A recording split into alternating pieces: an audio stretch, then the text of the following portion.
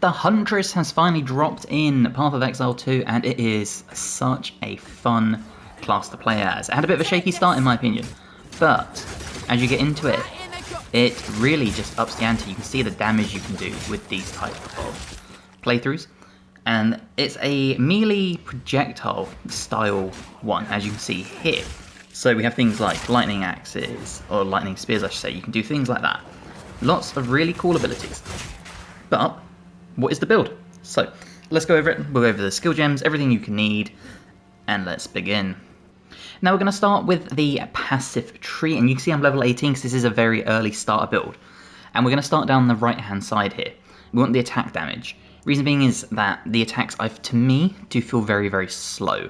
So we're going to try and boost our damage as much as possible and our attack speed early on. And then we're going to come south. We want that increased attack damage again, continuing until we get to the attack speed. Now this is really important because how do you increase DPS? Either more attacks per second or more damage per second. Kind of makes sense. The quicker you can attack, the quicker you can do damage. So we're going to flow up there until we get to Primal Instinct. This will give us an 8% increased attack speed. So in total we've picked up 14% from base game. We also get a plus 10 to Dexterity, which is really, really nice. And an 8% increased area of effect. And this is really good for one of our amazing abilities, which we'll go over. We're then going to take the most northern quadrant to the right, which is this one that leads to melee and projectile damage. 10% increased melee damage, 10% increased projectile damage. Into Stalk and Leap. 30% increased melee damage if you've done a projectile attack hit in the past 8 seconds. 30% increased projectile damage if you've done a melee hit in the past 8 seconds. So essentially, it doesn't matter what sort of attack you do, whether it's projectile, whether it's melee, or vice versa, you always get a 30% increase as long as you alternate. And what's really good about this is if you stand still, you can throw a projectile, enemies will still run at you, and then you can hit them with the 30% increased melee. Same with the projectile, you can finish off your melee characters, and then hit one from range. So you can always alternate between these quite easily, and they always come in handy. From there, we're going to go with the increase of 10% to both melee and projectile damage. And we're going to follow this down until we get to our first sort of tri-node, I like to call them. Now these are just your base stats. And you get to put a plus 5 into your dex, your intelligence, or your strength. So personally for me, this depends on your gear. If you have gear that gives you a plus 58 to dexterity, you're probably not going to put this into dex as an example. So the two I picked is dex, and then I also did strength, and I did strength as well. So you can see I'm sitting at a 35 dex, 26 intelligence, and a 31 strength. Now, while we're going down this path, when we get to this node here, we are going to come down, and you're going to take the projectile damage if melee hit. 15% increased projectile damage if you've done a melee hit in the past 8 seconds. Once again, tying all the other nodes together we have taken along this path. We're going to take one more of these so we gain another 15% into the middle for adaptable assault. Plus 4 to melee strike range if you did a projectile hit in the past 8 seconds. Projectiles have 25% chance to fork if you done a melee hit in the past 8 seconds. So once again, not only are we taking the increase in damage, we're now just boosting ourselves and giving us even more abilities. And then we're going to come south from there. 15% melee damage if you done a projectile hit, and then another 15% on top of that. Now once we've done this, we are going to come down to this node which I showed off, and we're going to come south again. Attack damage, 10% increased attack damage, another 10%, 12%, so we now picked up 32 in total, and then we're finishing off with 44 in total just from this little node section here. Now going forward, eventually we are going to take splinters. We want that 30% increased stun build up, as well as the armor break with ailments. And then I would also come into here for like the critical damage, because I think having an increased critical damage on this build will be phenomenal. And then there's other ways we can go. There's also your evasion, but I would probably end up going, when I can find it, down the elemental route. Because one of our abilities is fire and we've got lightning as well, this would be something I would look into. We want to boost our lightning and fire damage in the long term as well. Now let's go over our skills. So you can see here we've got our spear throw and your spear stab. These are the two base abilities you get with the Huntress when you first load up. On the spear thrower, you'll see I have put a gem, and on the gem I have lacerate. So support skills have a 50% chance to inflict bleeding. This is really important because this is going to be a mostly bleed build. Next we picked up Whirling Slash. This is a really good early game ability. Once you get near the end of Act 1, you probably won't use this that much, if at all, to be honest. But early game, it's really useful. I picked up Twister. Honestly, don't bother. It's not that good. Sort of testing out abilities, and this just isn't it. It's just still on my bar. You can avoid this. Now, later on through the game, these are the two big ones you are going to want to take. Explosive Spear and Rake. Now, Explosive Spear is an amazing AoE fire sort of duration ability. Now you throw this and it does a lot of damage. The problem is, and let me take off my gems, if we come back to the base stat, detonation time is 2.5 seconds, converts 60% of physical damage to fire damage, and there's only one lodged spear at a time. Now there's two routes you can take this. The first route, and this is probably my preferred one, is we're going to go with Expedite. So support skills have a 40% less duration time, so we're almost cutting this down in half to go from just under 2 seconds instead of 2.5 for an explosion. And we'd pair this with Overabundance, so we can actually throw one more spear.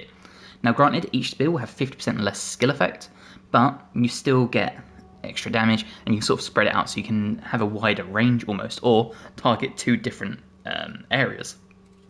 The other option, and you could do this, but I prefer just a quicker explosion as well as having two explosions, would be a Fire Infusion. So we gain 25% of damage as extra fire damage. And Ignite. Support skills have 100% more chance to ignite. So, in my opinion, you could go with the fire route. I would personally take Expedite just to speed it up. And I would go, when I get over to it, with Overabundance to get another spear throw. Now on top of this we have Rake. Now Rake is really cool, and this is part of our bleed. Now with Rake, you dash forward, swipe, and you inflict bleeding on all enemies hit. The further you are, the more damage you actually do. Now, how we're going to do this, we're going to buff it up with Brutality, so we deal with 25% more physical damage, no chaos damage, and no elemental damage, which is fine because as you can see it is all pure physical and bleed. The other one we're going to take is Execute. So support skills deal 50% more damage with hits against enemies that are on low health. How does this work? Well, if we were to throw our spear, we can then dash forward and swipe, and if they're under half health thanks to the spear throw, we're going to deal an extra 50% damage. The other ability that I like, and I use this quite a lot, it's not anything to do with the bleed build itself, but Lightning Spear. This converts 80% of physical damage to lightning damage, 100% more chance to shock.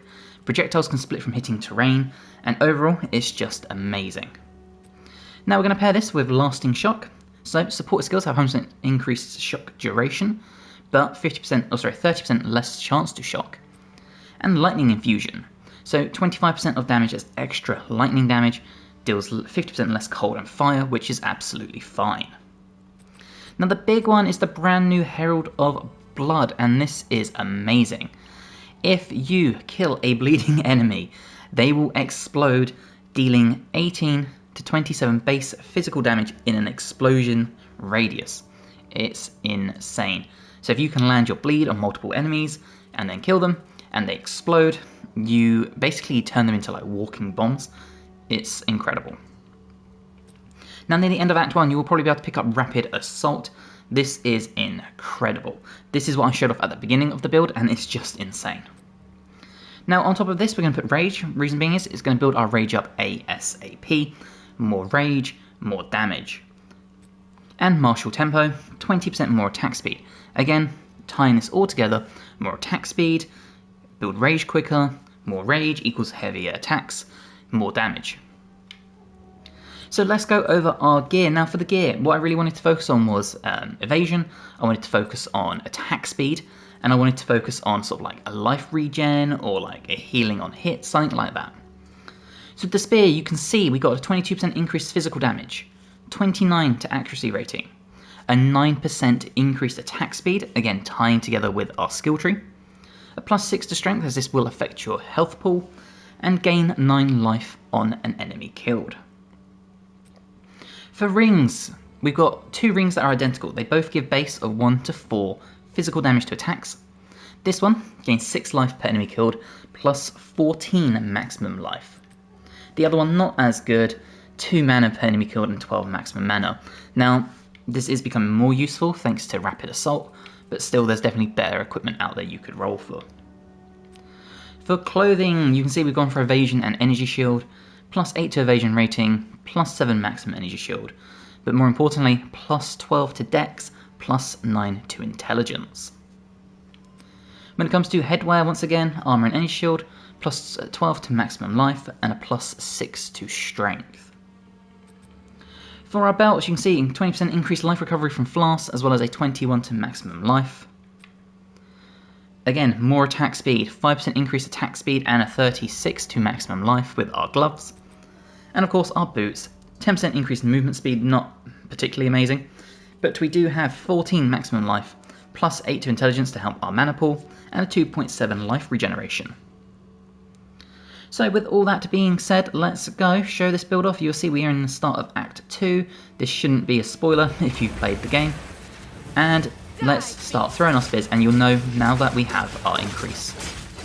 And now we're going to do our Rapid Assault, and you can see we're just swinging really fast and dealing enemies. And you can see our rage is now sitting at 21. Problem with rage, it does deplete very quick. But you can see our spears here, we've also got the blood loss on them. And you see half health, if we get that. You can see the explosions from our Herald of Thunder, or sorry, our Herald of Blood. Now as we scoot around here, we'll find some more enemies, so I can surf some more abilities. Let's get our flaming arrows like that. And we'll just do some very base attacks. And again, we can throw our spears, we can get our bleed going on multiple enemies like this. And you'll see we can just detonate them without really having to do much at all. There is of course our lightning arrow, or sorry, our lightning spear, as you can see here, which we can just throw around. And you can really pair these quite nicely. You can keep everyone at range, and then when you're ready to, you can just get in with your bleed, just like this, and you can just get a bunch of explosions everywhere. And that really is the gist of this. You can just stay at range, swipe in when you need to, and just cause explosions everywhere. It's a lot of fun. And like I said, taking it forward, we would end up going into like your crit chance. We're going to focus on attack damage and attack speed. We're going to boost our elemental damage so that our spears like this do increase damage, as well as our lightning spear. And of course we want to focus on our bleed, making sure we can inflict more bleed, making sure our bleed lasts longer, does more damage, all that sort of fun stuff. So I really hope you have enjoyed this Huntress starter build for Path of Exile 2. If you have, let me know in the comments below, and let me know what you would change, what you do differently, all that fun stuff. If you haven't already, please drop the episode a like, it helps me tremendously, and subscribe to the channel for more guides to Path of Exile, Baldur's Gate, Dragon Age, all the RPGs you could ever need. And hopefully, I'll see you in the next one. Bye guys.